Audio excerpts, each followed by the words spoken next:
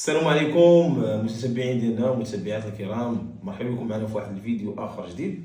دونك ان شاء الله هذا الفيديو هذا غادي يكون هو بدايه ديال مجموعه من الفيديوهات غادي نهضروا فيه على واحد الموضوع اللي هو حساس ومهم بزاف بالنسبه للمغاربه. وهذا الفيديو هذا غادي يكون بمثابه فيديو توعوي وتحسيسي فقط، كنسطر على هذه الكلمه فقط باش ما يتمش التاويل ديال هذه الفيديوهات اللي غادي يكون الى منحى الغير مرغوب فيه. كما تنقول وتنعاود، فهو فيديو من اجل التوعيه والتحسيس. دونك يكونوا مجموعه ديال الفيديوهات.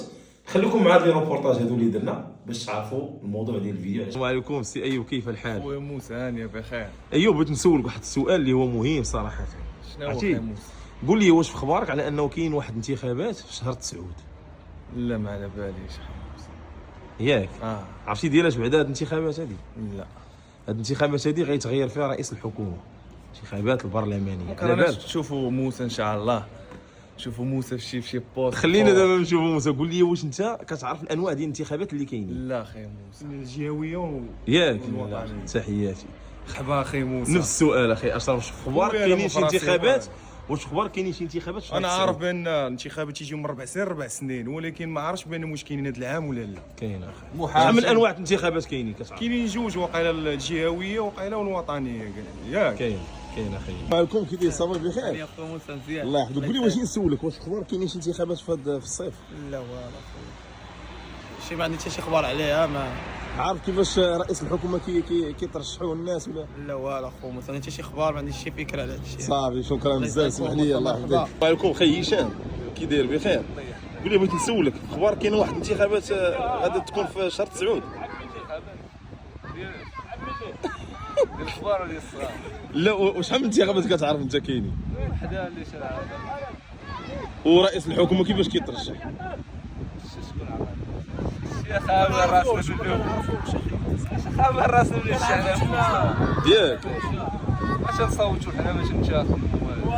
صح. كيف ما شفتوا متابعينا الكرام، الفيديو غادي يهضر على الانتخابات التشريعيه والانتخابات البرلمانيه اللي غادا تكون ان شاء الله في شهر 9 اللي هو شهر شتنبر. الوغ هاد الانتخابات هذه شكون شنو هي الانتخابات؟ ديالاش هاد الانتخابات وعلاش هاد الانتخابات؟ دونك هادو مجموعه ديال الاسئله غادي نحاولوا نجاوبوا عليهم في هذا الفيديو هذا وفي فيديوهات اخرى. دونك الانتخابات اللي غادا تكون ان شاء الله في شهر 9 فهي انتخابات خاصه بالنواب ديال البرلمان. دونك البرلمان كيف فيه شحال فيه من مقعد، كيفاش كيتم الانتخاب ديالهم. دونك هادشي اللي غادي نحاولوا ندوزوا عليه ولا نشرحوه ب كما تيقولوا بعجاله، ونعطيكم غير ما هو شمولي في هذا الموضوع هذا ديال الانتخابات. دونك الانتخابات هذه اللي جايه غادي تحدد شكون هو الحزب اللي غادي يقود الحكومه لمده 5 سنوات.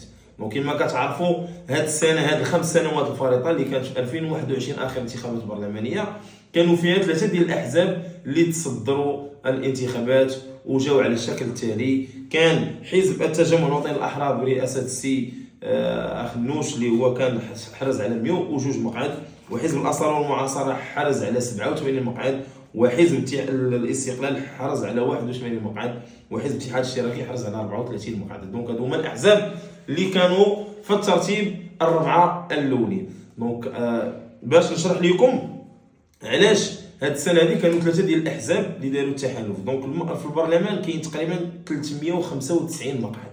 الوغ 395 مقعد، دونك الحزب اللي تيتكلاسا ولا تيجي في الرتبه الاولى هو اللي كيكون منه رئيس حكومه.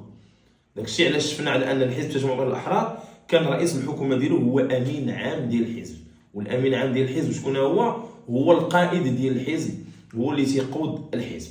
الوغ كما قلت لكم دابا كانت عندنا 395 مقعد برلماني. دونك 395 مقعد برلماني، الحزب اللي كيحتل المرتبه الاولى هو اللي كيستقبلوا الامين العام، كيستقبلوا سيدنا وكيكلفوا بتشكيل الحكومه ويدير التحالفات.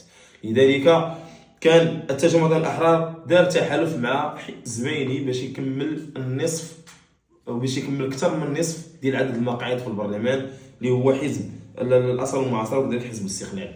لذلك فان الانتخابات التشريعيه، الانتخابات البرلمانيه اللي غادا تكون في شهر 9 فهي انتخابات غتكون حاسمه لان كما كتعرفوا البلاد ديالنا فهي مقبله على مجموعه من التظاهرات الرياضيه اللي هي كبيره ومجموعه من المشاريع الكبرى. لذلك خاص الشباب والشابات والجميع لانه ينخرط في هذا العمل السياسي، لان السياسه بصفه عامه ان لم تمارسها فهي سوف تمارس عليك.